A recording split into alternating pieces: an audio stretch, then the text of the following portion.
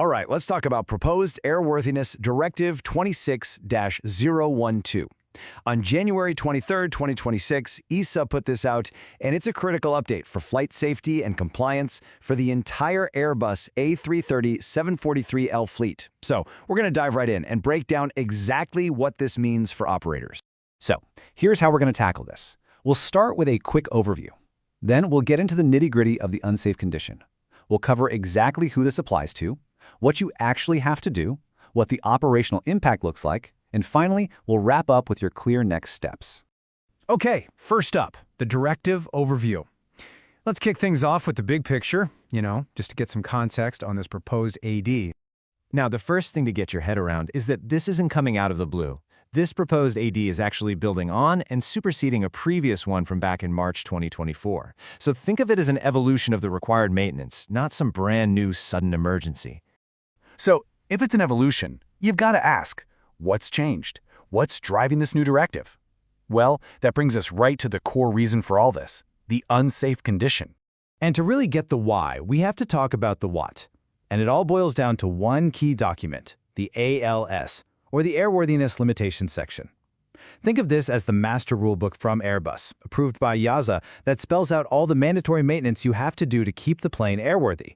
We're talking crucial stuff like structural inspections. The ALS is the absolute foundation for this entire directive. So here's how it all played out. Back in March 2024, EASA made Revision 1 of the ALS mandatory. Simple enough. But then, fast forward to December 2025, and Airbus puts out Revision 2. And this new one, it's got new and even more restrictive tasks.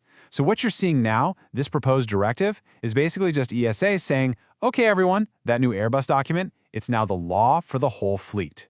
And look, EASA isn't messing around with the language here. They're making it crystal clear that this isn't just a paperwork drill.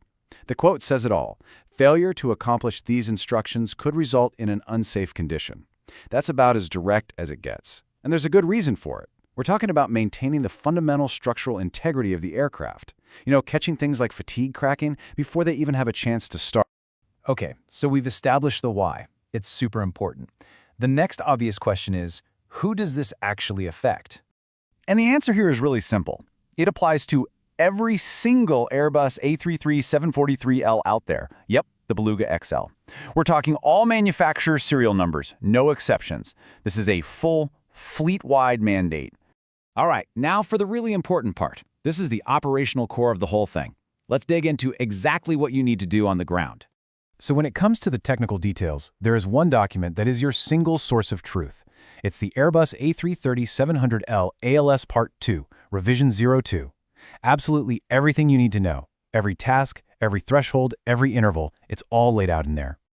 Okay, so what this boils down to is 3 key actions. First up, for the maintenance crews. You have to get all the new and revised tasks from that ALS Revision 2 done on the schedule that the document lays out. Second, and this is super important, if you find anything wrong, any discrepancy, it has to be corrected before the next flight. No exceptions. And third, for the planning and camo folks, you've got 12 months to get this new ALS revision officially baked into the Aircraft Maintenance Program, the AMP. Let's just walk through how that would work in practice. So, you're doing the inspections from the new ALS. Suddenly, you find something that's not supposed to be there. Maybe a crack, some damage that isn't in the standard repair manuals. Right there, the plane is grounded. You cannot fly. The next step is you have to contact Airbus, get approved repair instructions, do the repair, and only then is the aircraft good to go. After all that, you update your AMP, making these new checks a permanent part of your process. Okay, let's pull back from the hangar floor for a second and look at the bigger picture.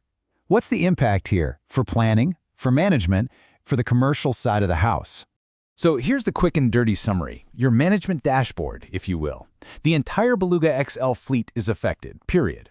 Your big picture deadline is that 12-month window to get the AMP updated. Now, the risk of immediate downtime, it's pretty low since these are scheduled checks. But, and this is a big one, that risk profile can flip in an instant. If an inspector finds something unexpected, you could be looking at serious unscheduled downtime. All right, let's start to wrap this up. We're going to boil everything down into a clear, simple set of your next steps and obligations. So it all comes down to one fundamental question for anyone operating this aircraft. What do you have to do to stay compliant? And here's the answer. As simple as it gets. Who's on the hook? Every single operator of an A330-743L. What do you have to do? You've got to implement all those new tasks from ALS Revision 2 and get your AMP updated. And when does it need to happen? Well, the tasks themselves have their own deadlines, laid out in the ALS, but that big AMP revision, you've got 12 months from when this directive officially goes into effect. Look, getting this done on time is going to take some real coordination. Your camo, your planning folks, maintenance, and management.